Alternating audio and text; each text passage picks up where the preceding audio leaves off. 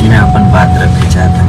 और कल से मुझे इतने कॉल आ रहे हैं, इतने कॉल आ रहे हैं कि मैं आपको बता नहीं सकता, आपको दिखा दे रहा हूँ कि ये कोई नंबर सेव नहीं है। देखिए देखिए आप लोग, कोई नंबर सेव नहीं है, देखते जाइए, आप लोग को दिखा रहा हूँ, देखिए। और तमाम तरीके का बात, ये कर देंगे वो कर देंगे।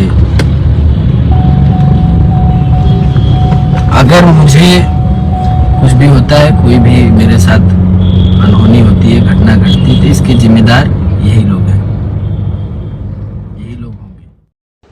Hi guys, good afternoon. मुझे कुछ बोलना है, तो मैं इतना ही मैसेज देना चाहूँगी उन लड़कियों को कि आपके ऊपर कोई भी एक छाता तक मारे या आपका गर्दन तक पकड़े तो वो आप सही है मत, आप तुरंत जाके पुलिस कंप्लेंट करें।